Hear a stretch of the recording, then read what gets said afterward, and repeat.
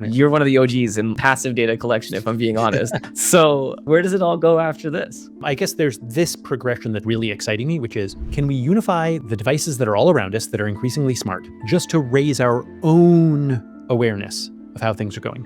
You were able to help someone absolutely with like great detail and clarity determine how they should change their behavior to get a better sleep outcome, even though they've been trying to improve their sleep for a long time. Self-awareness is extremely hard. Seeing all of the patterns that are affecting you is actually really hard. Computers can be super helpful here. And that's why the tagline of Fulcra is live deliberately. We're trying to raise these things to conscious visibility so that people can be more self-aware. Ajay, welcome to the Augmented Life. Thank you. Thank you for having me. Oh, it's a great pleasure. I've really been looking forward to this. I just want to get into citizen science with you. I mean, you're something of a unicorn. Like the work we did together is, I think, representative of the cutting edge of citizen science, but you are someone with an actual doctorate in biology who can also write Python, which is maybe not like the average citizen. That's possibly true. But nonetheless, we were able to do some extraordinary work, find out some extraordinary things outside of the lab, right? So what you found in this chronobiological investigation of what makes for good sleep and what doesn't is something I'm very eager to talk about with the world. And I think one of the things that I'm most proud of is that we were able to discover it together with, let's call it off-the-shelf consumer devices. Like, it wasn't like we did a sleep lab kind of thing. None of us wore white coats. I don't know. Like, were you wearing a white coat while sitting in front of a Jupyter notebook? You know what? For the sake of argument, maybe I might have a white coat somewhere, but definitely not those kinds of white coats anymore. I've hung my lab coat up many, many years ago. But yeah, I am really excited by the fact that, I got to contribute to citizen science. I actually think that N of one of N studies, these are the future. And, scientists like myself, sure, we've spent our careers doing things in high profile institutions and things like that. But really, the real insights come from people learning more about themselves. And with data being accessible to their fingertips, that's the right ethos to live by. Yeah, right. Backdrop, as we're having this conversation, I think we're going through a little bit of a societal shift where, to your point, I think a lot of the advice any of us get about how we should live is based on, it's almost like folk longitudinal studies. Like, well, let's look at what the people who seem to live in the healthy places are doing. Maybe that's good. Absolutely. Right. In my own lifetime, right now I'm living through this transition where I was hearing ending the day with a glass of wine seems like a really healthy thing, to the Surgeon General of the United States saying actually no amount of alcohol is good for you. I think I think I'm old, I'm even old enough to remember hearing things like either eat chocolate, it'll help you go to sleep, or don't eat chocolate, it won't help you go to sleep. And maybe I'm just old enough to see the pendulum swing from one place to another. But you're right. There is a lot of folklore out there, and I think part of that has to come from the fact that, and this is just a comment on most science, there's a large disconnect between the ivory tower and the straw house, where we all live, and I think that starts the sort of the cascade of why there's folk stories out there. But I do think something else has changed in the last year or two, and that's just the interest people have had in things like biohacking and being more self-aware. I think I'm a millennial, and I see my Gen Z friends, and they're definitely more attuned to things like their mental health and their sleep states and more of that stuff. And you're right, like I, like you, maybe consume my news and heard things like the Surgeon General telling us like you should or shouldn't drink wine, but I'm actually a lot happier to be in an era where I can check that against my own data, Right. and confirm it and be like, yep, he's right, or no, he's actually wrong, and Right. that's a fascinating time to live. Yeah, yeah. Let's talk about the sleep study that brought us here. And the I'll anchor it in this way. Um, r- right now, I've seen other kinds of lifestyle advice that I'll describe as capital S should. Like, Yes. you should get most of your calories earlier in the day if you want good sleep. Is, for instance, a should that I just saw from a lifestyle influencer recently. And that might work for this particular influencer or even for a large cohort. Um, what I was excited to see out of your work is some validation of like that general rule popping out of hyper specific data that came from multiple wearables. Talk a little bit about let's call it the experimental setup there. What was the investigation you did based on what data inputs? And share with us the high level findings, and then we'll dive a little deeper. Sure. So yeah, the TLDR, I guess, of the findings were something that perhaps the same lifestyle influencer that we both might be reading has been capital S should saying, and that is that like the earlier that you eat, towards the end of your day, will increase the amount of sleep that you get.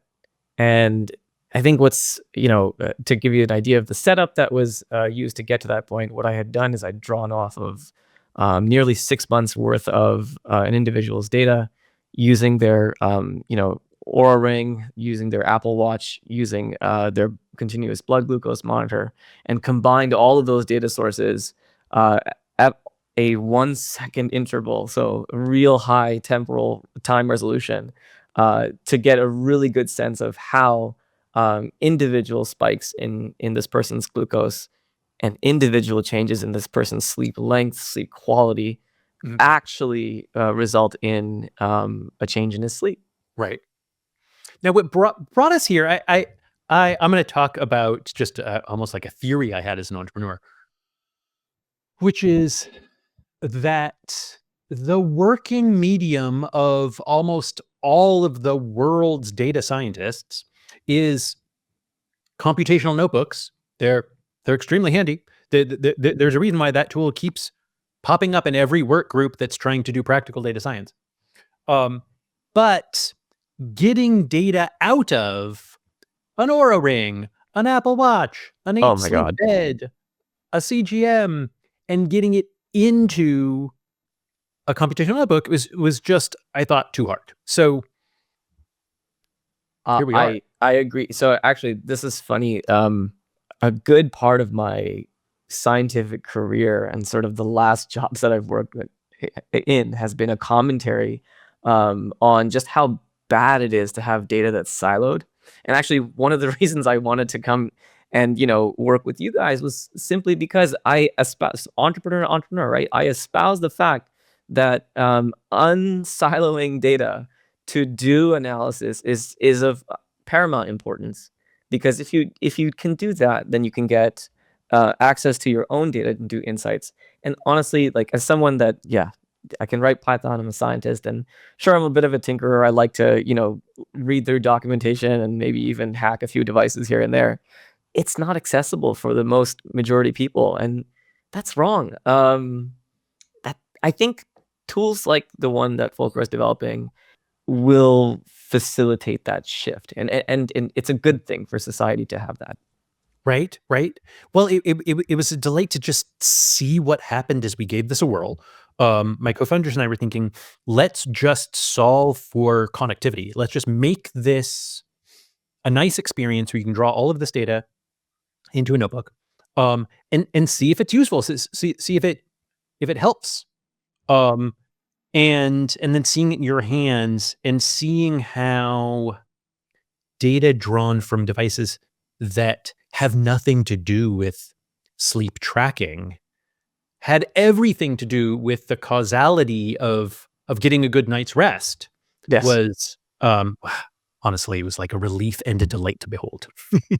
It's so funny, like tying this back to folklore, right? Like the Right. folklore tells us actually, if I was to draw sort of a relationship tree, right, it would be the folklore created the devices.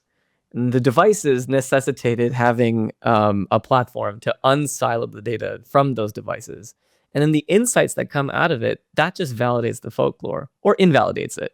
But generally speaking, that loop of going from folklore back to folklore again through data, through platforms, um, it's kind of nice to see that it all sort of agrees itself out.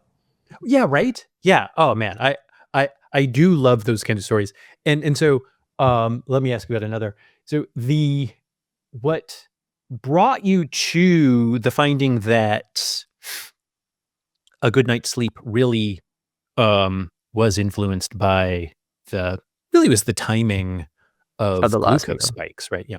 Yeah. Um was was really just one of the things that fell out of a broader exploration, like what could possibly matter.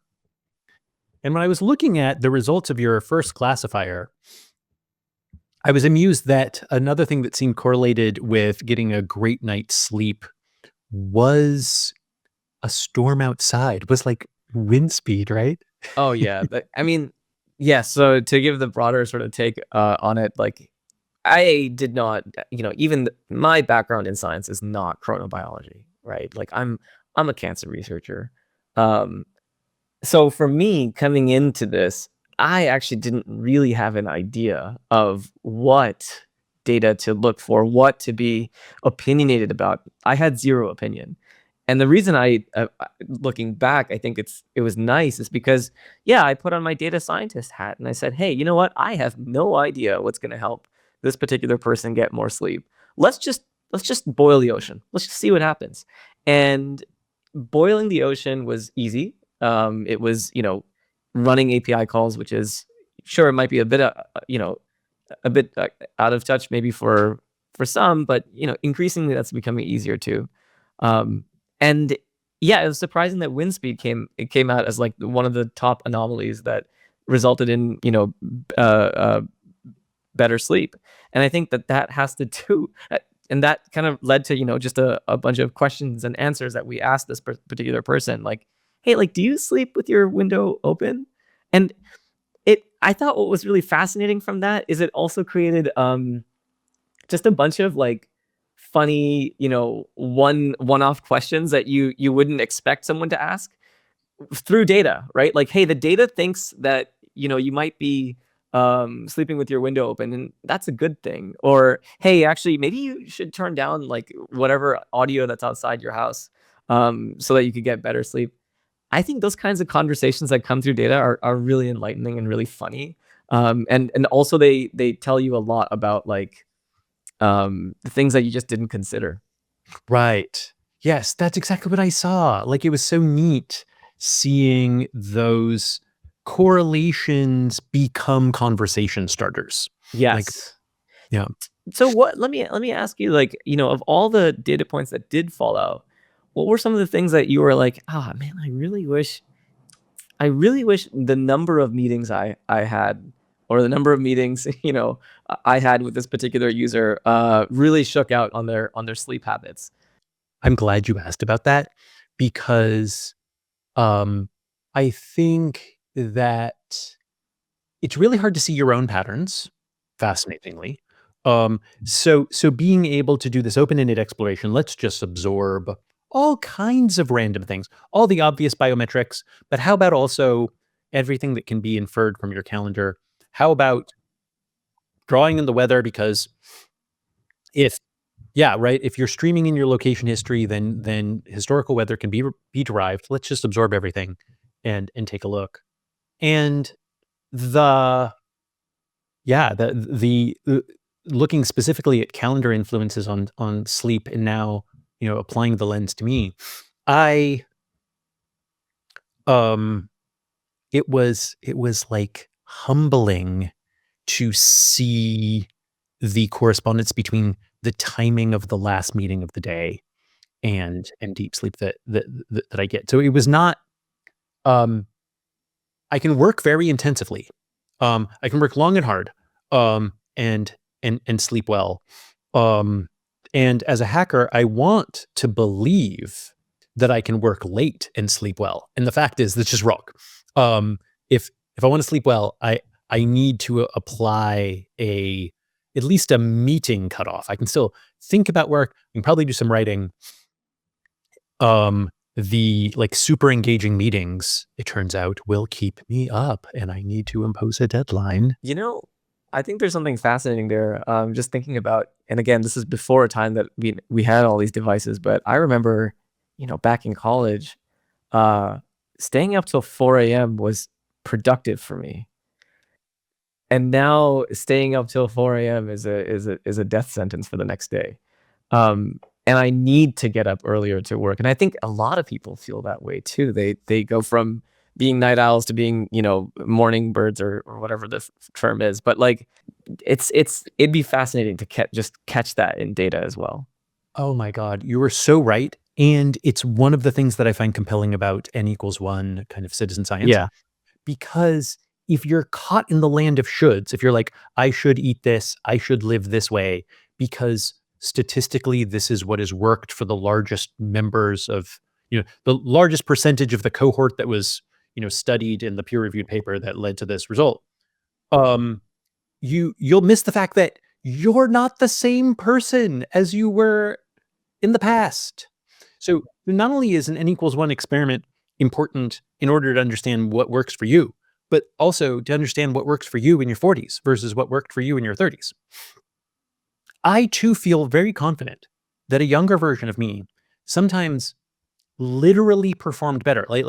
If I had certain creative tasks, which could be writing in prose, certain writing tasks in prose or certain writing tasks in code, were actually better if I let myself get a little sleep deprived. There was something about Really?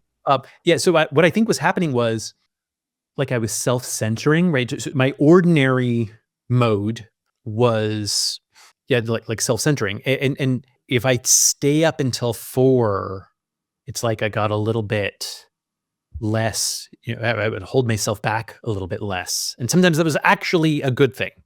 And I don't think that effect is worth staying up late for You know, anymore.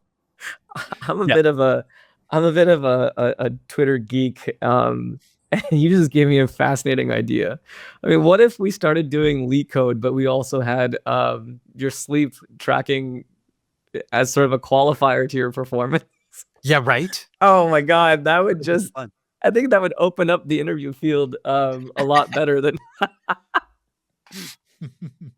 But that's the kind of thing that I'm really excited about, right? Like it's, you know, we consider a lot of a lot of what goes into biohacking to be devices related. But of course, like a lot of what we do is online in most of our regular lives, right? Except that's not yet considered a data source, but it could be. And yes, we think about things like screen time, we think, how many hours you spend on a particular social media site, but you also do, like, you write, you code, you maybe take an interview. That's also done online, and a lot of your metrics that you've got going on in your day can contribute to how you perform in any one of those things. So Oh my gosh. Yeah. yeah. So I think about this as unlocking the value of passive data collection of, let's call it, the obvious data, like stuff has content, but then also data exhaust. So for instance, self-tracking is kind of annoying. I do not literally want to keep a logbook of when I started work and when I ended work. But you can get a sense for these things just by applying some, fairly simple inference to my calendar. Similarly, yeah, you could probably determine something about, patterns of, I don't know, aimless attention by, gathering some data about, when I was tuning in to social media, right? Right. Uh, Yeah, absolutely. like I would consider that to be like data exhaust, right? We're not processing my tweets. We're just like maybe looking at the timestamps associated with them, and then seeing if that has any correspondence to sleep outcomes.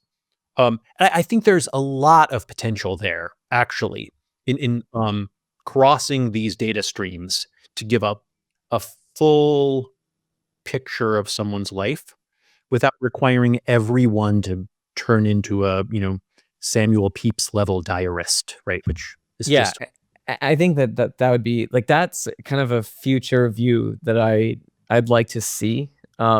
Just because we all live through moments where like our heart races, even when it's even for simple things like if someone's responding to you in a social media post, or if you're about to write something that's deeply thoughtful to yourself. I mean, you should have a sense. You should have a sense of what that's like to you. Much the same way that I think amongst my group of friends at least, I see them post their heart rate when they're proposing to their significant others, right? Like just stuff like that. But why not for something more mundane than your proposal? yeah, right. Yeah, I do think that there are secrets to unlock there that are deeply meaningful to each individual. Maybe not deeply meaningful in any sort of like peer-reviewed paper concept And or that's context. and I the more I think most scientists sort of stop thinking about that, I think the more utility that they'll have for the greater world on experiments and data that do exist in our life that doesn't belong in nature. Yeah, so like it was honestly heartwarming to see that you were able to do this analysis of the causal factors to a good night's rest and figure out something very important about a user's behavior. Hey, you should you know switch your high glycemic eating to earlier in the day. If you're going to eat later in the day, it should be protein based.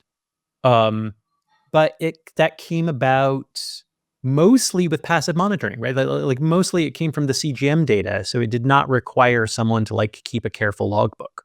Yes, yes, and I think as we work together, I became more and more convinced about just passive data collection in general, right? Um, Actually, I'm really curious, like what are your thoughts on where passive data collection ought to go next? I know you came from cybersecurity before this, so like you're one of the OGs in passive data collection, if I'm being honest. So where does it all go after this? The first thing that comes to mind um, is about almost new forms of sharing with the people closest to me how I'm doing. Hmm. Um, I was really optimistic about um, the first innovations in social networking back when we were talking about the social graph and before we were talking about social media. I think there's a lot of innovation yet to be found in sharing with the people whom we are closest with how we are living, how it's going on with us, that's conveyed by getting a sense of how you're sleeping, what's keeping you up, what what's the emotional content of your life, what are the conditions in which you're alive. Um, right now, social networking, this way of bridging big distances, which the internet is great at, is still intermediated between like what we choose to type with our thumbs, which is such a tiny fraction of how it's actually going with you. Right, You know? 100%. Yeah. So I guess there's this progression that's really exciting me, which is can we unify the the devices that are all around us that are increasingly smart just to raise our own awareness of how things are going. Right? Just draw this back to your work. You were able to help someone absolutely with like great detail and clarity determine how they should change their behavior to get a better sleep outcome, even though they've been trying to improve their sleep for a long time, right? Like it just self-awareness is extremely hard. Seeing all of the patterns that are affecting you is actually really hard. Computers can be super helpful here. Um, and that's why the tagline of Fulcra is live deliberately. We're trying to raise these things to conscious visibility so that people can be more self-aware. But then the like next step, I think, is I'll call it maybe AI augmented cognition, right? So as we established, you are something of a unicorn. You've got you a doctorate. You can write some code. Not everyone can do that, but the work you put into a computational notebook is now written with semantics that could apply to any Fulcra customer. So any Fulcra customer who doesn't have your abilities can nonetheless like take advantage of your work, even if they have, a different set of particular devices and wearables, which was the the the fantasy of the Fulcra co-founders when we were starting. So you can see how um, AI that is still, it's like 2024, 2025 AI, um, gets lots of things wrong, but can help you as a, coding co-pilot to explore your own data Oh, and, absolutely. help with self-awareness. So then almost like completing the progression, I see like self-awareness, AI cognitive enhancement to improve your self-awareness, and then are there new forms of shared awareness where we're like living more fully with each other, new ways of making our lives observable to the ones we love. Did can that bring people closer in a more meaningful way? That that's kind of like The that's arc the of path yeah. I'm trying to pursue here. Yeah. It's so funny you mentioned that. It actually brings back to me actually how we got started. I remember asking like, "Hey, can you?" So just to backtrack, um, Fulcr has a great dashboard that sort of like highlights like a top level summary of all the things that are going on with you. And before we even got into doing analyses, I just very plainly asked the question like, "Hey, could you just put that into ChatGPT? Take a screenshot, put it into ChatGPT, and see what it gets." And the answer wasn't like, it gave me nothing. The answer was, "Oh, here's some insightful understanding that ChatGPT has come about." Coming back to this entirely full circle, some of the things that I see online for people using other devices like the Whoop or Aura or whatever. Um, to your point about sharing intentional awareness, AI driven insights, I see a lot of people is just posting screenshots of their graphs online. And a very interesting Twitter thread, for example, is just hundreds of people with their Whoop scores or their Whoop graphs or whatever. And I think that as AI becomes or vision language models become much more adept and are seeded with the understanding, from you know citizen scientists like me, writing things down into notebooks.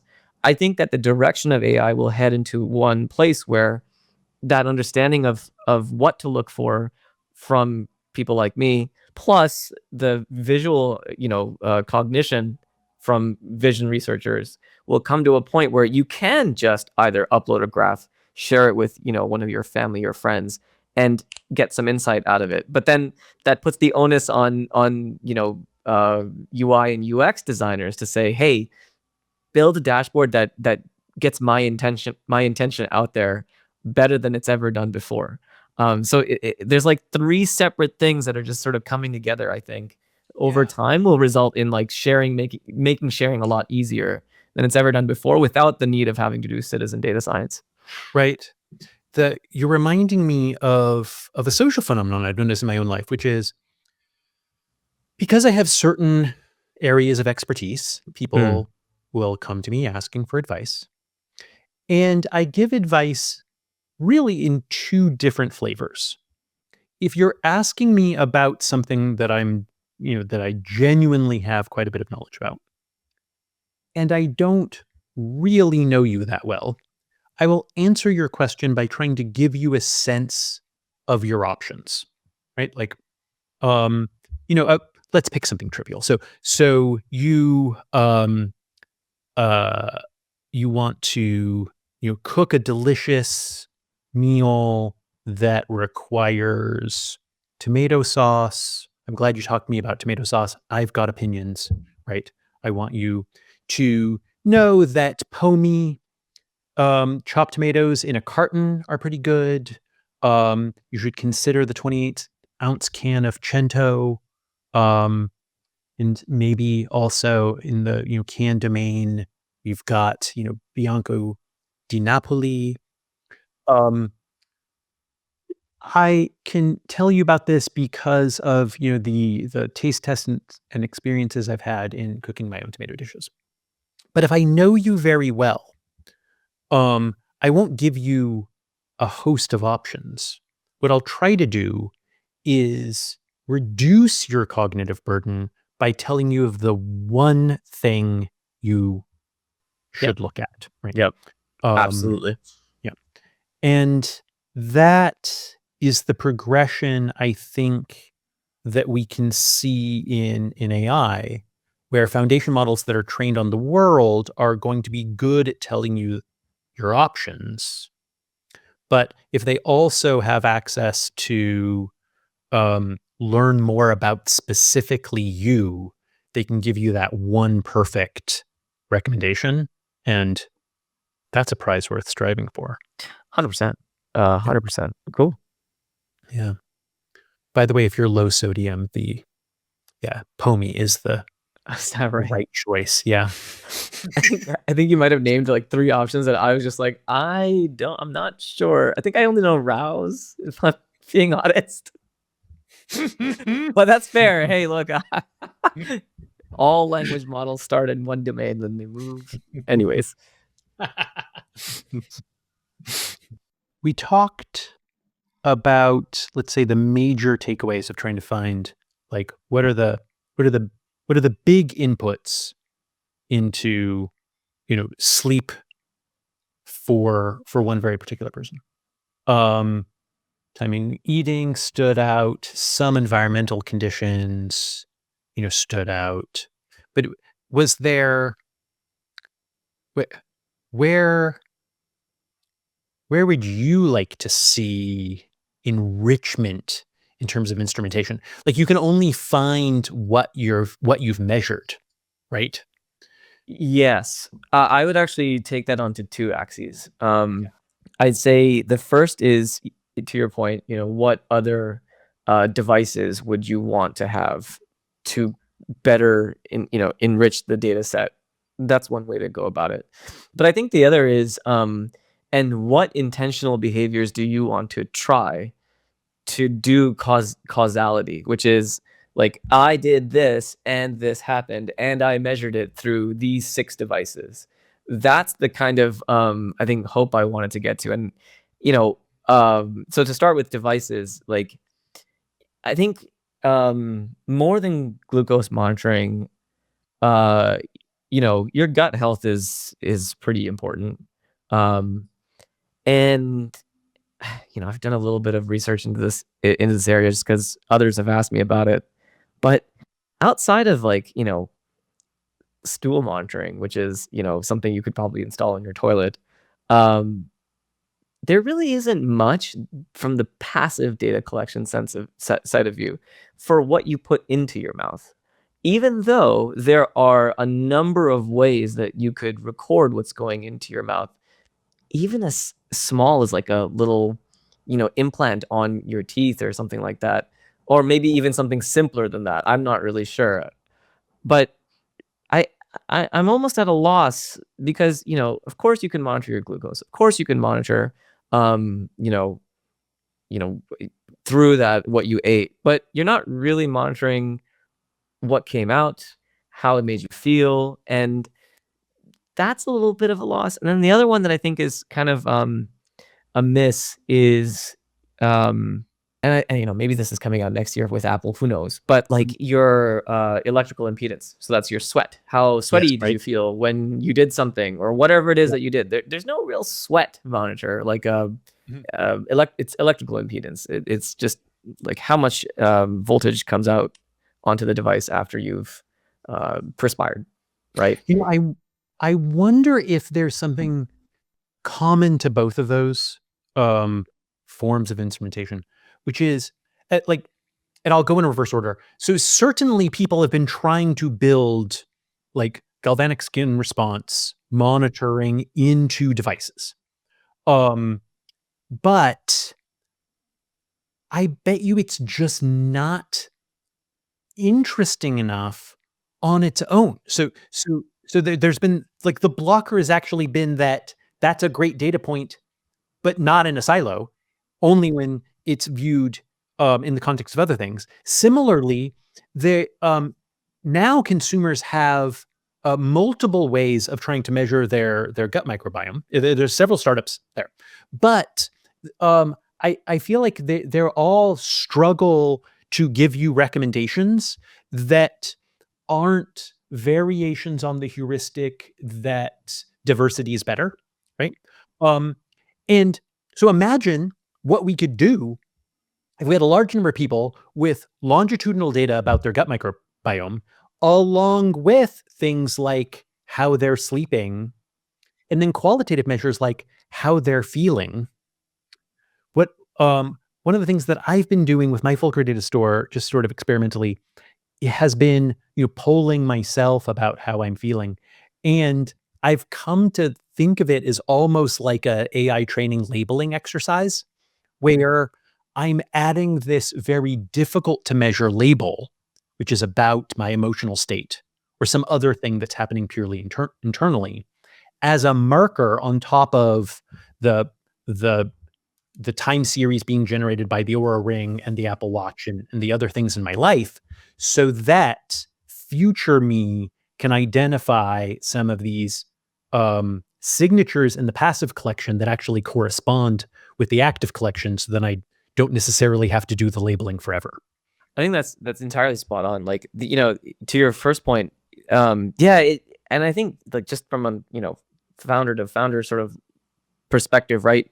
You're not going to start a business for a device that it can only derive you one data point that has a market just for that one data point. But of course, you would start a business where that data point is plugged into an ecosystem of other data points that give people more meaning over all of the other devices that they could be buying, including yours. And that I think is useful. It sucks that there's not that, there's some device manufacturers that choose to be siloed, like don't have open APIs.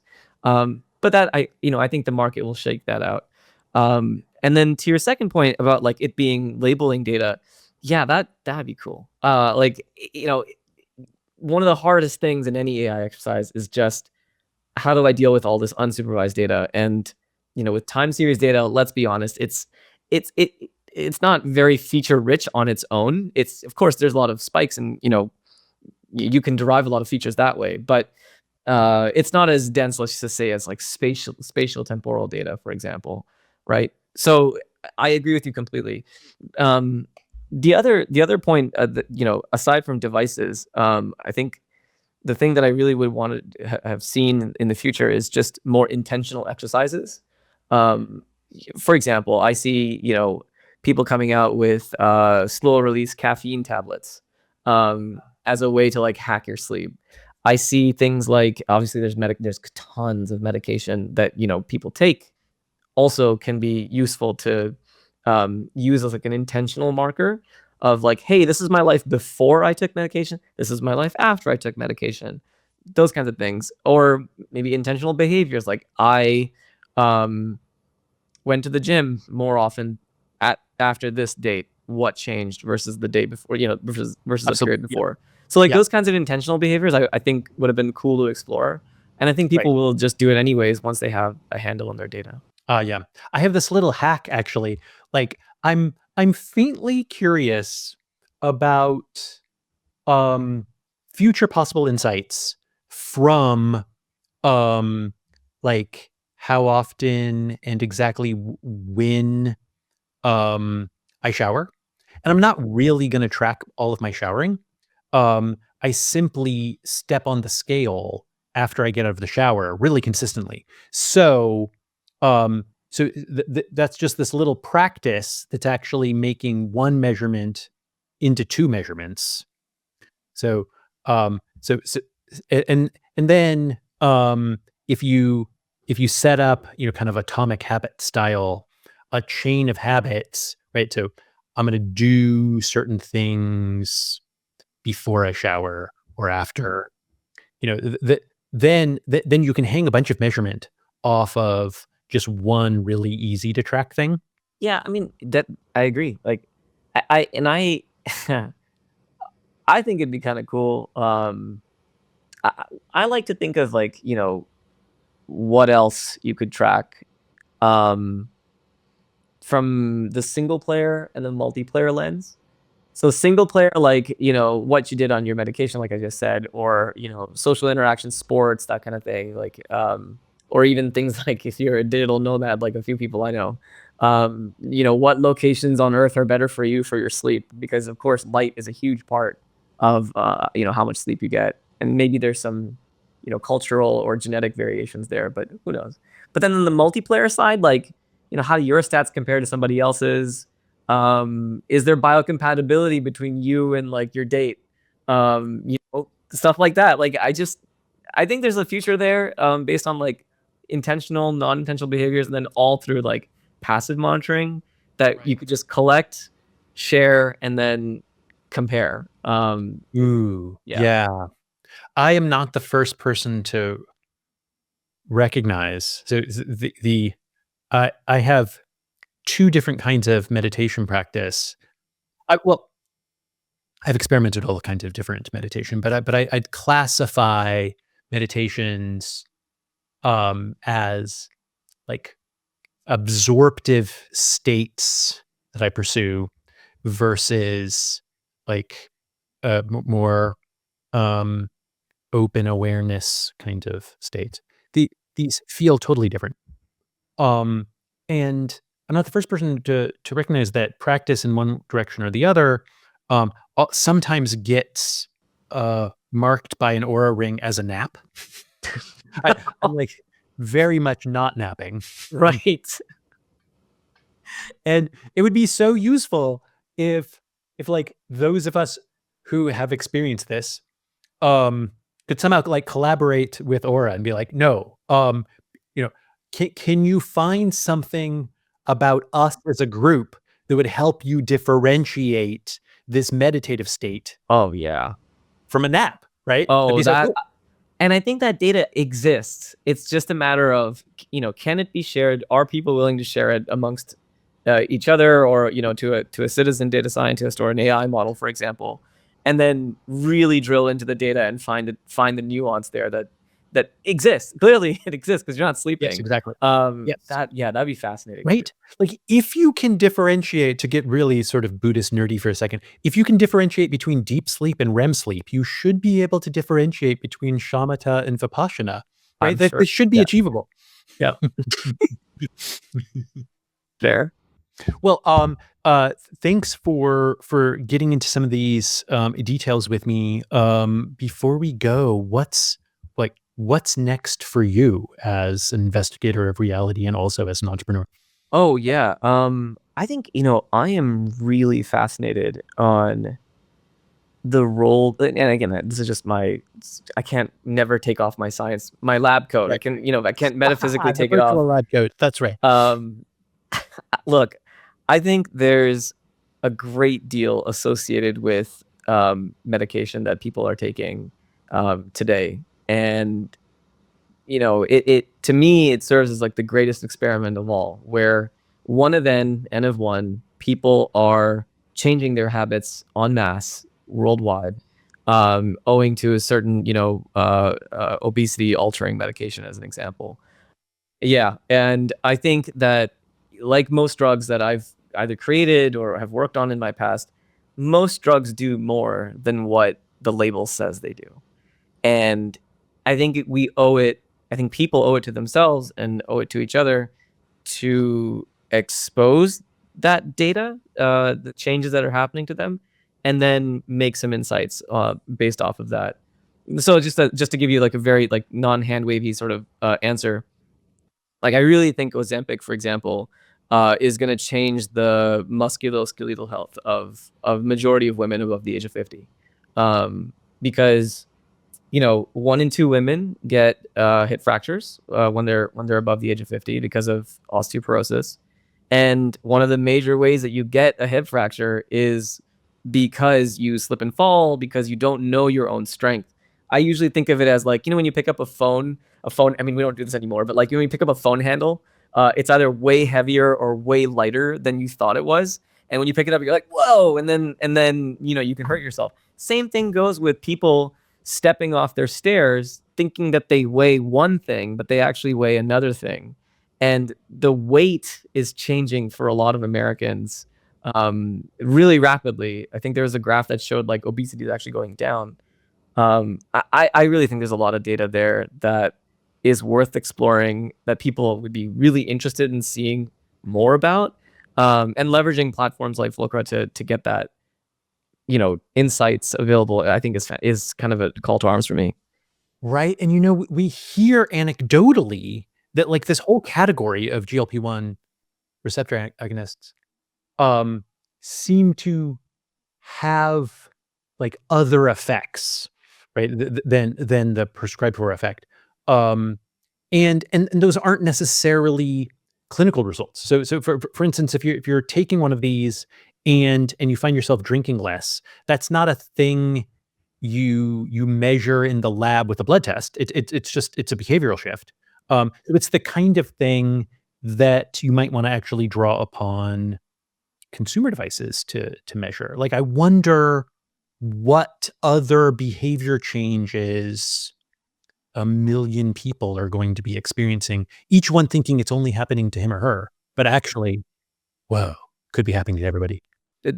Pharmaceutical clinical trials have very narrow scope, and that's for a reason. It's so that they can get the drug out. It's so that they can compare to the things that they think the biology is meant to do. But of course, biology is very, very vast. And you only have a certain amount of time to prove that a drug works for a very specific amount of things. But that doesn't mean that the drug isn't just doing those things. It's doing a lot more. And with the case of GLP-1s, by design, they're meant to do a lot more than just to help you lose weight. So yeah, that's where I find the most fascination, and I want to be intentional in that direction. Nice. This might be a unique moment in human history where you have this blockbuster set of new medical interventions, right? So it's therefore a big cohort of people is going to be adopting these kinds of medications. After consumer wearables have taken off and become semi-mainstream, right? So there's at least a chance of before and after data, like we've never seen before, on a scale that, that's exciting. That's what I'm super excited about. I think, Awesome. we live in a moment where people have been wearing the Apple Watch for years and years and years, which means that we now have data to compare before and data to compare after, which is causality 101, right? So yeah, love it. Right. Cool. So if people have ideas, they're curious about this or other things, how do they find you online? You can find me on Twitter. I'm at Ajay_Bhargava. You can also shoot me an email. Pretty out there online. So yeah. Fabulous. All right. And we'll add your analytical results to the show notes and a copy of the computational notebook if people are intrigued and want to try this on themselves. Oh, that'd be great. It would make me so happy to see other people use the notebook. Me too. All right. Thanks for joining me. This has been an absolutely fascinating conversation. This was great. Really appreciate the time.